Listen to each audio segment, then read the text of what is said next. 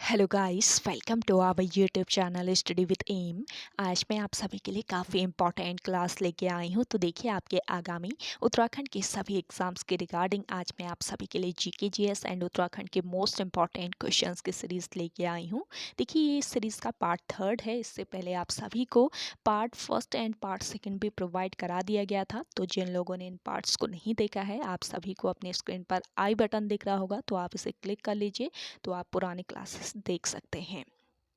और देखिए, आज की ये क्लास आपके आगामी आरओ एग्ज़ाम, इसके अलावा बंदी रक्षक एग्ज़ाम, आगामी पुलिस भर्ती, कनिष्ठ सहायक व एसआई जैसे एग्ज़ाम्स के लिए काफ़ी महत्वपूर्ण रहने वाली है। आप सभी को पार्ट 1 एंड पार्ट 2 में भी काफ़ी यूनिक क्वेश्चंस दिए गए हैं, तो आप पार्ट 1 एंड पार्ट 2 ज़रूर देख लीजिए जिन लोगों ने नहीं देखे हैं। और इसके अलावा आप सभी को इन सभी एग्ज़ाम्स के रिगार्डिंग हिंदी की क्लास भी प्रोवाइड कराई जा रही है, तो आप इसे भी स्टडी विद एम पर विजिट करके देख सकते हैं। चलिए, आज के इस क्लास को स्टार्ट कर लेते हैं। स्टार्ट करने से पहले जिन लोगों ने अभी तक हमारे YouTube channel study with M को सब्सक्राइब नहीं किया है, वो सब्सक्राइब कर लें। साथ ही साथ बगल में जो बेल आइकन दिख रहा है, इसे भी प्रेस कर लें, ताकि हम कोई भी वीडियो डालते हैं तो उसका नोटिफिकेशन आपके पास तुरंत पहुंच जाए।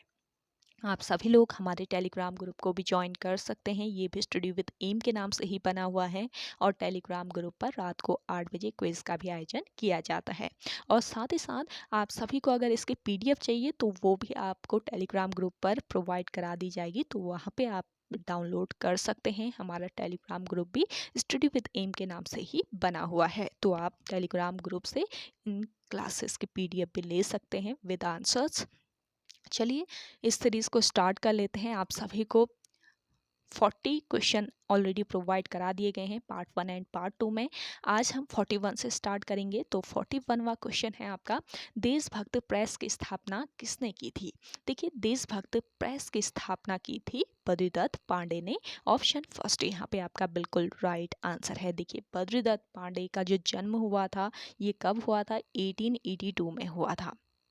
15 फरवरी 1882 को कनखल, हरिद्वार में इनका जन्म हुआ था। और इनका मूल निवास एवं शिक्षा स्थल जो था वो अल्मोड़ा था। ये भी आप ध्यान रख लीजिए, मूल निवास एवं शिक्षा स्थल पूछ लिया जाता है तो अल्मोड़ा इनका मूल निवास एवं शिक्षा स्थल था। बद्रीदत्त पांडे जो हैं, ये अल्मोड़ा से प्रकाशित होने वाले अल्मोड़ा अखबार के संपादक भी बने थे। कब बने थे, कौन सा ये ईयर था, ये भी पूछ लिया जा सकता है। तो वर्ष 1913 में ये अल्मोड़ा से प्रकाशित होने वाले अल्मोड़ा अखबार के संपादक बने थे। अल्मोड़ा अखबार जो था, ये वर्ष 1918 ईस्वी में तत्कालीन डिप्टी कमिश्नर ने प्रतिबंधित कर दिया था, यानी कि ये बंद कर दिया गया था। इसके बाद इन्होंने अल्मोड़ा से शक्ति साप्ताहिक पत्र का प्रकाशन शुरू किया।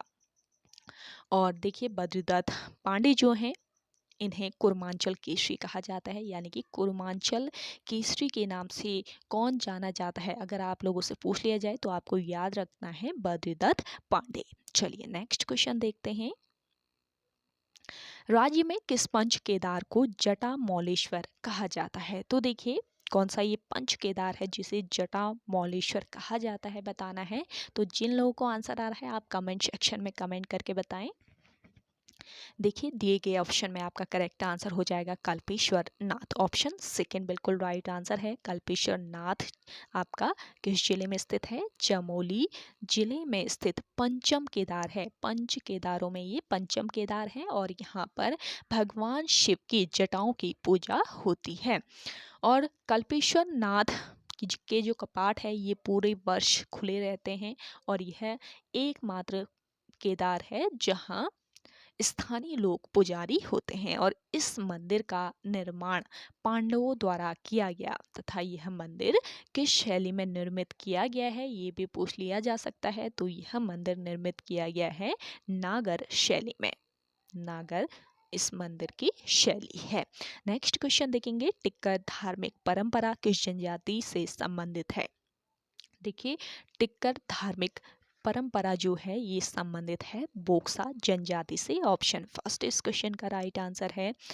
देखिए, काशीपुर की चामुंडा देवी बोक्सा लोगों की सबसे बड़ी देवी है, ये आपको याद रखना है। काशीपुर में चामुंडा देवी का मंदिर है, तो ये बोक्सा लोगों की सबसे बड़ी देवी मानी जाती है चामुंडा देवी। और बुक्साड़ के बोक्सा किस देवता की पूजा करते हैं ये भी पूछ लिया जा सकता है। तो बुक्साड़ के जो बोक्सा हैं ये साकरिया देवता की पूजा करते हैं, साकरिया देवता की पूजा करते हैं बोक्साड़ के बोक्सा लोग। और साकरिया देवता को ग्राम देवता भी कहा जाता है। इसके अलावा चैती जो है, चैती ये बोक्सा जनजाति का प्रमुख त्योहार है। तो आप लोगों से पूछ लिया जाए टिक्कर धार्मिक परंपरा किस जनजाति से संबंधित है, बोक्सा जनजाति, आप सभी लोग याद रखिएगा। आप सभी को यहाँ पे इम्पॉर्टेंट फैक्ट्स पे क्लियर करा दिए जाते हैं, तो आप इन क्लासेस को देखने के लिए कॉपी और पेन लेके जरूर बैठा कीजिए। इन पॉइंट्स, छोटे छोटे जो पॉइंट्स हैं, इन पॉइंट्स से भी बहुत क्वेश्चन बनते हैं, तो आप सभी लोग इन्हें नोट डाउन जरूर कर लीजिए। चलिए नेक्स्ट क्वेश्चन है आपका, वीर केसरी प्रसिद्ध रचना के रचनाकार कौन हैं? देखिए वीर केसरी प्रसिद्ध रचना के रचनाकार हैं पंडित शिवराम, ऑप्शन थर्ड बिल्कुल राइट आंसर है।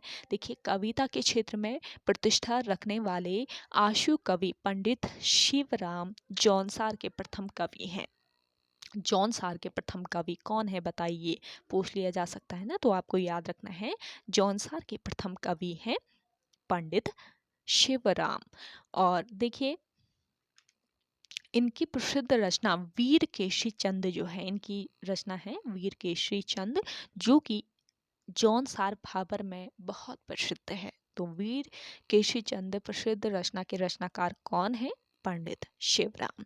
अगला क्वेश्चन देखेंगे, उकाई बांध परियोजना किस राज्य में स्थित है? इंपॉर्टेंट क्वेश्चन है। उकाई बांध परियोजना स्थित है आपके गुजरात राज्य में, ऑप्शन फोर्थ इस क्वेश्चन का राइट आंसर है। देखिए उकाई बांध परियोजना गुजरात राज्य के उकाई गांव में स्थित है, उकाई नामक गांव में स्थित है। और यह परियोजना किस नदी पर बनाई गई है पूछ लिया जाए, तो आपको याद रखना है ताप्ती नदी पर यह परियोजना बनाई गई है। और देखिए इसके अलावा आप लोगों से पूछ लिया जा सकता है कि भाखड़ा नांगल जो बांध है ये किस नदी पर स्थित है, या इसके अलावा इससे रिलेट करके नागार्जुन सागर बांध पूछ लिया जा सकता है, पंडोह बांध पूछ लिया जा सकता है। तो भाखड़ा बांध जो है ये सतलुज नदी पर है, नागार्जुन सागर बांध है आपके कृष्णा नदी पर, और पंडोह बांध है व्यास नदी पर। ये भी आपको याद रखना है। चलिए अगला क्वेश्चन देखेंगे, विख्यात सोमनाथ मंदिर किसने नष्ट किया था? देखिए विख्यात सोमनाथ मंदिर को नष्ट किया था सुल्तान महमूद ने। तो ऑप्शन सेकंड बिल्कुल राइट आंसर हो जाएगा यहाँ पे। देखिए सोमनाथ मंदिर किस राज्य में लोकेटेड है? गुजरात राज्य में।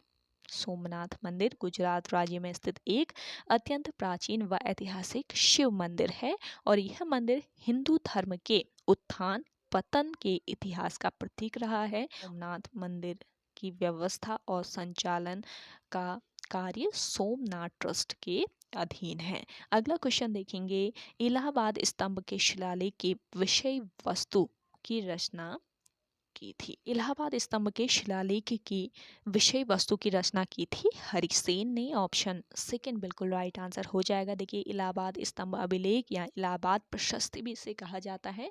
तो इलाहाबाद स्तंभ अभिलेख या इलाहाबाद प्रशस्ति गुप्त साम्राज्य के सबसे महत्वपूर्ण शिलालेख साक्ष्यों में से एक है। ये किस साम्राज्य से संबंधित है पूछ लिया जाए, तो गुप्त साम्राज्य से ये स्तंभ या प्रशस्ति संबंधित है। समुद्रगुप्त के मंत्री और दरबारी कवि हरिसेन द्वारा इसकी रचना की गई थी। समुद्रगुप्त के मंत्री और दरबारी कवि थे हरिसेन, तो हरिसेन द्वारा इसकी रचना की गई थी। इसके अलावा देखिए इस स्तंभ के शिलालेख में समुद्रगुप्त की उपलब्धियों का वर्णन है। इस स्तंभ की लेख की प्रारंभिक पंक्तियां पद्यात्मक तथा बाद की जो पंक्तियां हैं ये गद्यात्मक है, और यह संस्कृत की चंपू शैली का सुंदर उदाहरण है।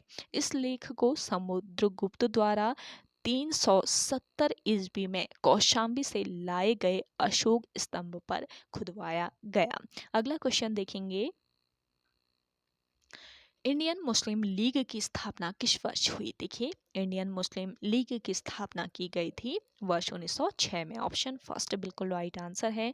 इंडियन मुस्लिम लीग सामान्य तौर पर मुस्लिम लीग नाम से मशहूर भारत की एक राजनीतिक पार्टी है, जिसे भारतीय चुनाव आयोग ने केरल राज्य के दल के रूप में मान्यता दे रखी है। और इसके संस्थापकों में आगा खां, नवाब सलीमुल्लाह और नवाब मोहन सिंह उल मुल्क प्रमुख थे, जिन्होंने वर्ष 1906 में इसकी स्थापना की थी। मुस्लिम लीग की स्थापना का प्रमुख उद्देश्य ब्रिटिश सरकार के प्रति मुसलमानों की प्रतिष्ठा बढ़ाना, मुसलमानों के राजनीतिक अधिकारों की रक्षा करना तथा कांग्रेस के प्रति मुसलमानों में घृणा उत्पन्न करना था। नेक्स्ट क्वेश्चन है, भारत चीन के मध्य सीमा रेखा क्या कहलाती है? देखिए, भारत चीन के मध्य सीमा रेखा कहलाती है आपकी मैकमोहन रेखा। ऑप्शन थर्ड इस क्वेश्चन का करेक्ट आंसर है। मैकमोहन रेखा भारत और तिब्बत के बीच सीमा रेखा है और ये वर्ष 1914 ईस्वी में भारत की तत्कालीन ब्रिटिश सरकार और तिब्बत के बीच शिमला समझौते के तहत अस्तित्व में आई। वर्ष 1914 के बाद से अगले कई वर्षों तक इस सीमा रेखा का अस्तित्व कई अन्य विवादों के कारण कहीं छुप सा गया था, लेकिन वर्ष 1935 में ओलक कीरो नामक एक अंग्रेज प्रशासनिक अधिकारी ने तत्कालीन अंग्रेजी सरकार से इसे आधिकारिक तौर पर लागू करने का अनुरोध किया और वर्ष 1937 ईस्वी में भारतीय सर्वेक्षण विभाग के एक मानचित्र में मैकमोहन रेखा को आधिकारिक भारतीय सीमा के रूप में दिखाया गया था। बात करते हैं रेड क्लिफ रेखा की। तो रेड क्लिफ रेखा 17 अगस्त 1947 को भारत विभाजन के बाद भारत और पाकिस्तान के बीच सीमा रेखा बन गई। और इसके अलावा डुरंड रेखा जो है ये अफगानिस्तान और पाकिस्तान के बीच अंतर्राष्ट्रीय सीमा रेखा है। नेक्स्ट क्वेश्चन है, किस प्रकार के गीतों को स्वयंवर प्रथा माना जाता है? देखिए, स्वयंवर प्रथा माना जाता है दूड़ा गीत को। ऑप्शन फर्स्ट यहाँ पे आपका राइट आंसर है।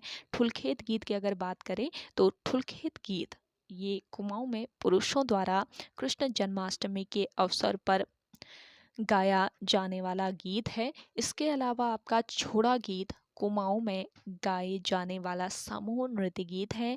छोपती जो है ये संयोग श्रृंगार प्रधान गीत है जो जौनपुर में गाया जाता है।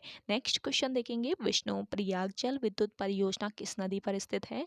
विष्णु प्रयाग जल विद्युत परियोजना ये स्थित है आपके अलकनंदा नदी पर। ऑप्शन सेकंड बिल्कुल राइट आंसर है। विष्णु प्रयाग जल विद्युत परियोजना चमोली जिले में स्थित है अलकनंदा नदी पर। अलकनंदा नदी पर ये 650 मेगावाट की परियोजना है और इस जल विद्युत परियोजना का निर्माण अविभाजित उत्तर प्रदेश पावर कॉरपोरेशन एक प्राइवेट कंपनी के माध्यम से करा रही थी और बीच में लगभग 12 वर्षों तक धन के अभाव यानी धन की कमी के कारण इसका निर्माण कार्य रुका रहा। राज्य विभाजन के बाद निर्माण कार्य इसका पुनः शुरू किया गया। अगला क्वेश्चन है आपका, राज्य का प्रथम समाचार पत्र किस भाषा में निकला था? राज्य का प्रथम समाचार पत्र निकला था आपके अंग्रेजी भाषा में। ऑप्शन फोर्थ बिल्कुल राइट आंसर है। देखिए, उत्तराखंड में प्रथम प्रकाशित होने वाला समाचार पत्र कौन सा था? The hills. द हिल्स इस पत्र का नाम था और ये मसूरी से प्रकाशित होता था। और देखिए, इस पत्र की भाषा क्या थी? अंग्रेजी भाषा थी। इस पत्र का संपादन जॉन मैकनिन ने किया था। जॉन मैकनिन ने उत्तराखंड की पहले प्रिंटिंग प्रेस मसूरी में खोली थी। द हिल्स समाचार पत्र का प्रकाशन वर्ष 1850 ईस्वी में बंद हुआ। नेक्स्ट क्वेश्चन है, सिद्धताल किस जनपद में स्थित है? देखिए, सिद्धताल आपके चमोली में स्थित है। अगला क्वेश्चन है, टिहरी में रेड क्रॉस सोसाइटी की स्थापना किस वर्ष हुई थी? टिहरी में रेड क्रॉस सोसाइटी की स्थापना हुई थी वर्ष 1934 में। ऑप्शन थर्ड इस क्वेश्चन का करेक्ट आंसर है। टिहरी में नरेंद्र शाह के समय नरेंद्र शाह के समय वर्ष 1934 में रेड क्रॉस सोसाइटी की स्थापना की गई। वर्ष 1939 ईस्वी में टिहरी राज्य में कुष्ठ विधान पारित किया गया। और टिहरी राज्य में टीका विधान कब पारित किया गया, ये भी पूछ लिया जा सकता है। तो जिन लोगों को आंसर आ रहा है, इसका राइट आंसर आप कमेंट करके बताइएगा। टिहरी राज्य में टीका विधान कब पारित किया गया। नेक्स्ट क्वेश्चन है, ध्वज उत्सव किस जनपद में मनाया जाता है। देखिए, ध्वज उत्सव मनाया जाता है आपके कहाँ पर, देहरादून में। ऑप्शन थर्ड इस क्वेश्चन का बिल्कुल राइट आंसर है। अगला क्वेश्चन देखेंगे, हीरामणि ग्लेशियर किस जनपद में स्थित है। हीरामणि ग्लेशियर आपके है कहाँ पर, पिथौरागढ़ में। ऑप्शन सेकंड बिल्कुल राइट आंसर है। इसके अलावा देखिए, रालम ग्लेशियर, इसके अलावा पिनौरा नामक ग्लेशियर, ये दोनों ग्लेशियर भी आपके कहाँ पर हैं, पिथौरागढ़ में स्थित हैं। नेक्स्ट क्वेश्चन है, ओंकारेश्वर बांध किस नदी पर है। देखिए, ओंकारेश्वर बांध है आपके नर्मदा नदी पर। ऑप्शन फर्स्ट इस क्वेश्चन का राइट आंसर है। ओंकारेश्वर बांध नर्मदा नदी पर खंडवा के पास मांधाता में निर्मित बांध है।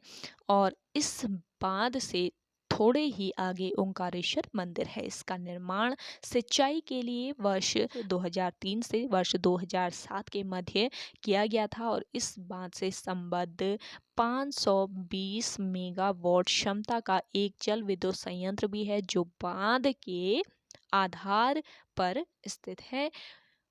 और इसके अलावा यह बांध मध्य प्रदेश राज्य में स्थित है। इस पॉइंट को भी आप सभी लोग याद रखेंगे। अगला क्वेश्चन है, गिर राष्ट्रीय उद्यान किस राज्य में स्थित है। गिर राष्ट्रीय उद्यान है आपके गुजरात राज्य में। गिर राष्ट्रीय उद्यान भारत के गुजरात राज्य में स्थित एक राष्ट्रीय उद्यान एवं वन्य प्राणी अभ्यारण्य है, जो एशिया में सिंहों का एकमात्र निवास स्थान होने के कारण जाना जाता है। गिर अभ्यारण्य 1424 वर्ग किलोमीटर क्षेत्र में फैला हुआ है, जिसमें 256 वर्ग किलोमीटर राष्ट्रीय उद्यान और 1153 वर्ग किलोमीटर वन्य प्राणियों के लिए आरक्षित अभ्यारण्य विस्तार है। और इसके अलावा इसके पास में ही मितियाला वन्य जीव अभ्यारण्य है, जो कि 18.22 किलोमीटर में फैला हुआ है।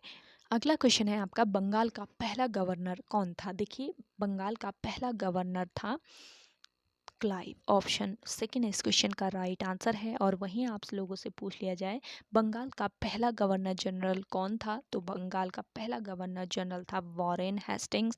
भारत का पहला गवर्नर जनरल पूछ लिया जाए तो लॉर्ड विलियम बेंटिक जो था, ये भारत का पहला गवर्नर जनरल था। और स्वतंत्र भारत का पहला गवर्नर जनरल कौन था, माउंट बेटन। अगला क्वेश्चन है, हिल साइड सेफ्टी कमेटी का गठन कब किया गया था। हिल साइड सेफ्टी कमेटी जो है, इसका गठन कब किया गया था, तो करेक्ट आंसर हो जाएगा आपका यहाँ पर 1867 में। वर्ष 1867 में हिल साइड सेफ्टी कमेटी का गठन किया गया था। किसके द्वारा किया गया, अगर आपको आंसर आता है तो आप कमेंट करके बताएं कमेंट सेक्शन में। तो ओके गाइस, आज के इस सेशन में इतना ही। आई होप आप सभी को आज का ये सेशन काफ़ी पसंद आया होगा। अगर आप सभी को आज का ये सेशन पसंद आता है तो इस सेशन को लाइक कीजिए, शेयर कीजिए। जिन लोगों ने अभी भी हमारे YouTube channel study with M को सब्सक्राइब नहीं किया है, वो सब्सक्राइब कर लें। तो चलिए मिलते हैं एक नई इंटरेस्टिंग वीडियोज़ के साथ, तब तक के लिए धन्यवाद।